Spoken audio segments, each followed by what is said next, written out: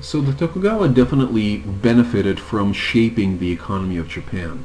They never tapped commercial enterprises to make revenue directly in the same way that the Muromachi Bakufu had done, that the Ashikaga family had done in Kyoto. The Tokugawa were not inclined to do that. They did see merchants as suspect in many ways, as we've seen from their social engineering, but they did benefit from structuring the economy in a way that basically funneled a lot of goods to Edo, and as we've seen, forced samurai to spend money and so on and so forth.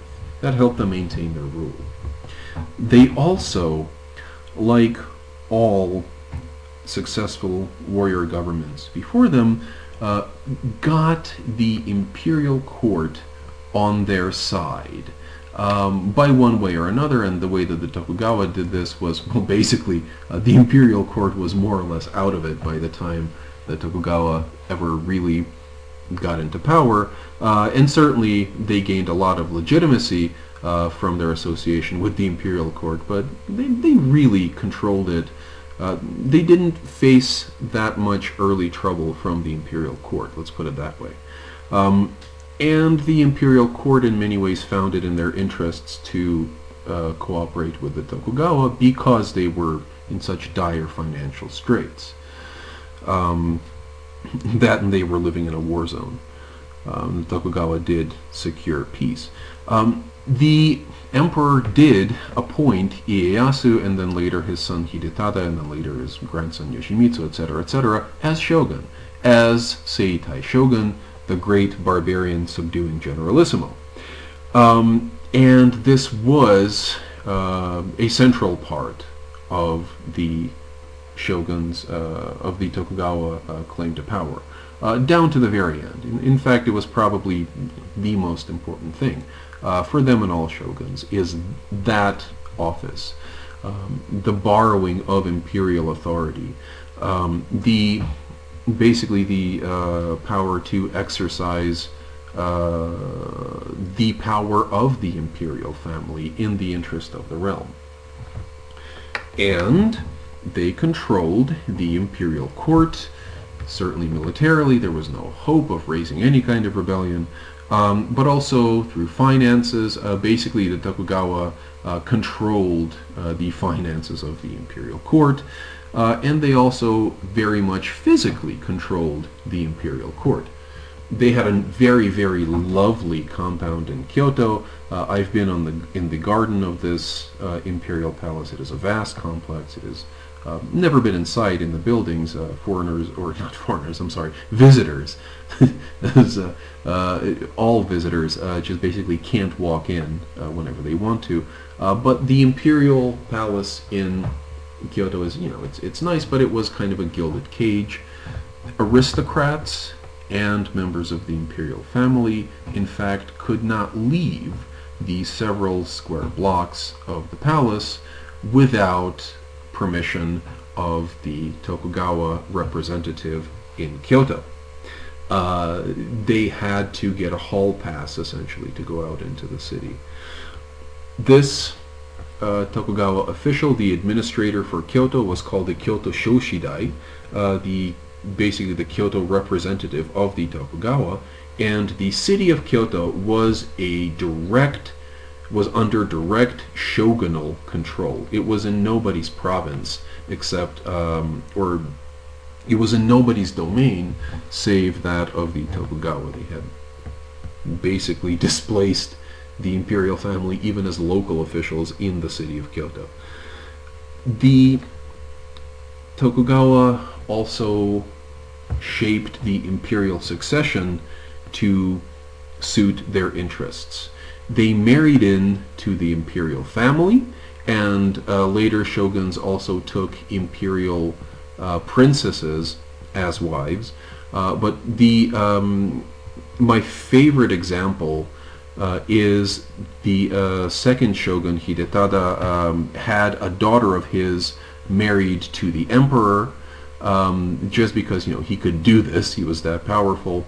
The imperial family depended on him that much. And so Hidetada married his daughter to the emperor, and their daughter became the next empress. It had been hundreds of years since Japan had seen an empress. There would only be 7 empresses. She was the 6th in Japanese history up until this point. And basically, the Tokugawa said, yeah, that woman is going to be the empress, and you are all going to like it. And everyone said, yes, what a great idea. And Meisho Tenno was crowned empress and ruled for almost, well, for a decade and a half, basically. And so they could just do this, the Tokugawa could, and very rarely with the effective concerted opposition of any part of the imperial family. They did what they were told, more or less. The Tokugawa received court ranks, as always, and the great daimyo of the realm also received court ranks. And since they were receiving them from the imperial family, that was kind of also like receiving them from the Tokugawa, because everybody knew that the imperial family didn't do whatever the Tokugawa told them to do. But, in addition, the Tokugawa themselves got to issuing court ranks. So basically, this system whereby, you remember how we were talking about how if you were not rank 5 you could not step on the grounds of the imperial palace. Well, now the shogun was claiming that, yeah, you know, I can name somebody whatever rank I want to, and in a sense, the emperor had even lost control of who could come into his house. The Tokugawa just, you know, took over that power.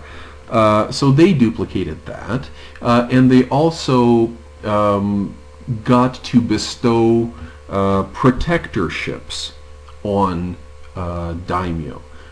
These were descended from the office of governor, the imperial office of governor. Remember how when we were talking about the system that had been set up during the Nara period, the Ritsuryo state, where Japan was broken up into several dozen provinces, and each one of them had a governor that was appointed by Kyoto. The governors had long since ceased to be of any importance at all, but the memory of that office survived in a system that the Tokugawa picked up, where they could name people governor, or really the better translation is protector, so let's just use that word, the protector of this or that imperial province, which no longer meant anything because provinces were useless, also in the sense that Japan was now broken up into a series of 260 domains, each one of them ruled by warriors. These provinces were antiquated old lines on maps that didn't really mean anything. Many domains cut across provinces, many domains were in several provinces. But this cultural legacy of appointing these protectors of these various provinces, once again, that didn't really mean anything, that persisted, and the Tokugawa basically got to issuing these as well. You know, these are kind of the descendants of imperial titles. They're issuing, you know, they're calling somebody the governor or the protector of Tsushima, for example, that island domain. You know, this guy had probably never been to Tsushima, this samurai who was being bestowed, and never would, and had absolutely no duties at all associated with this title. But it was useful for the Tokugawa because this was a way that they could help structure the samurai and provide them with rewards, because it was also kind of a rank system. The more high status, the closer to the imperial capital the province was, the more status it had. So if you were named protector of Tsushima, for example, as we said, that's a relatively minor place out in the boonies. That would be an early appointment, and then later on in your career, when you distinguish yourself, you might be named the governor of Tamba or the protector of Tamba, and then maybe even Yamashiro or some really desirable places. And of course, you'd have no duties there, you would derive no income, but you would derive a lot of status from it.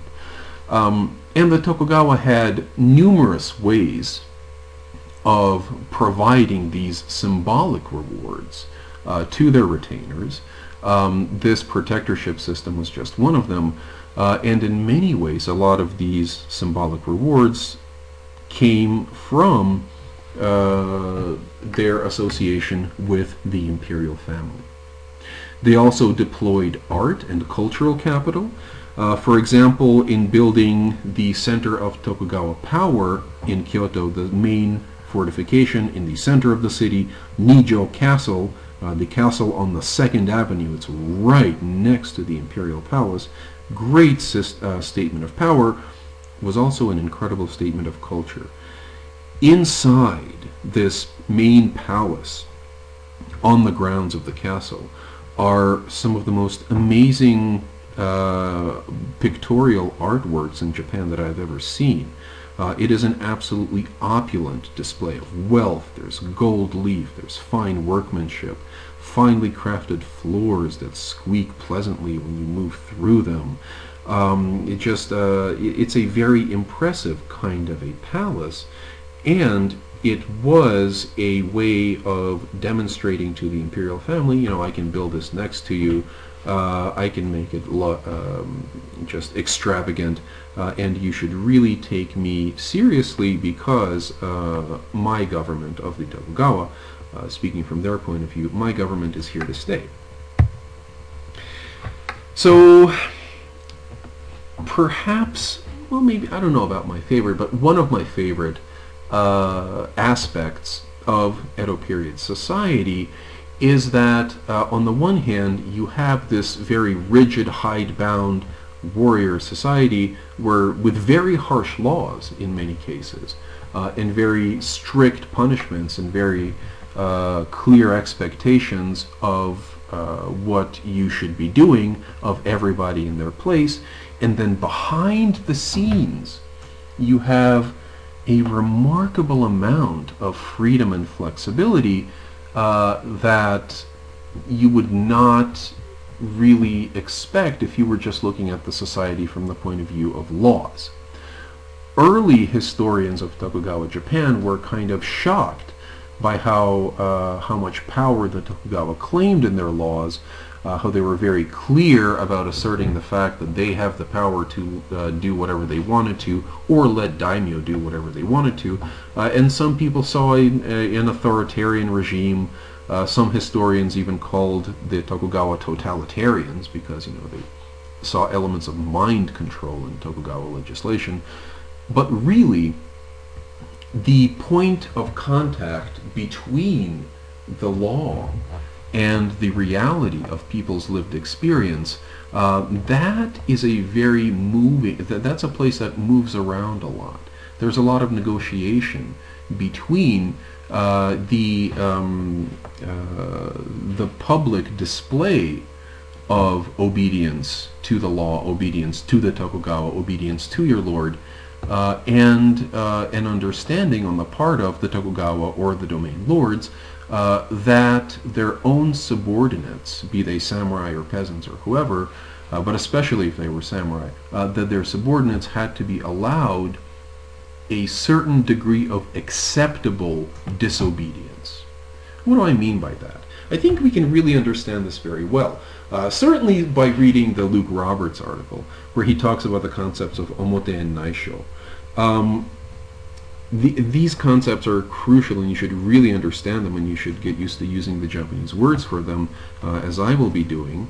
But basically, to give an example of the kinds of concerns that Roberts is talking about in his article, in his book chapter and introduction, is there is a, just to give you an example, you are driving down the highway, the speed limit is 65 miles an hour, how fast do you drive?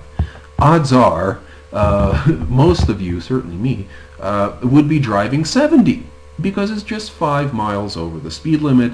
No police officer is likely to pull you over for that. I mean, who knows, anything's possible, but you're unlikely to be pulled over for just 5 miles an hour over the limit. Now, why is it 5 miles? Well, that's just the way things are done. That's just the established pattern. So in our society, we see the gap between laws and official expectations and how people actually live. We see this all the time. I'm sure you can think of many different examples in different contexts. But to put this in the context of Tokugawa Japan, as Roberts is doing, you have the expectation of publicly performing obedience to your lord. That's omote. The expectation that you publicly perform obedience, that you say, I am following the law, I am following your directives. And in private, naisho, in this space, this unofficial space, unofficial setting, you can talk or somehow negotiate with power holders to say that while I will publicly perform complete obedience, privately I would like this and that consideration, and it was usually in the object of both parties to follow through with this arrangement. As Luke Roberts says, the thing of politics in the Edo period was this performance of obedience. Please keep that in mind as we talk about everything from this point on until the end of the course. So just to give you an example, one example of how this worked, social status, right? You have these laws set as far back as Hideyoshi about people should not travel, or people should not change their social class. If you were born a peasant, you'll die a peasant, etc. And during the Tokugawa period, you have the institutionalization of this pyramid, this social status pyramid, the Shinokosho system. But there was social mobility. Peasants, rich peasants, and especially merchants, rich merchants, and especially as time went on, could purchase samurai status. Lords were very willing, by the end of the Edo period when they were all broke, they were very willing to basically take a rich merchant into their clan for a vast infusion of money. Also, some commoners could and did practice martial arts. Not martial arts, basically they made a living as soldiers, as fighters. The Ashigaru, these commoner soldiers of the Warring States period, never went away. They became instead hereditary offices, and samurai would have ties with households of Ashigaru who would be kind of hereditary retainers. So, the sword hunt and no commoners could exercise force of arms, that wasn't really true either. There were many ways where this system was flexible indeed. Daimyo and Tokugawa Hatamoto, these bannermen who were not rich enough to be daimyo, but were still ruling their individual domains, they had very considerable freedom within their domains, as long as they told Edo that everything was fine. Just to give you some examples of how this worked, the Choshu domain, the domain in the extreme west end of Honshu, which I'd mentioned before, which was ruled by the Mori family, one of the great Warring States families that lost against Tokugawa, and had their domain reduced by 2/3, they were incredibly embittered at the Tokugawa. They had to swear loyalty to them, but they had a ceremony where on New Year's Day, all of the samurai would gather, all of the retainers of the Lord, the main retainers would gather together in the presence of the Lord, and they would ask the Lord of Choshu domain, "Sire, is it time to go and punish the Tokugawa?" And every year the Lord said, "No, not yet."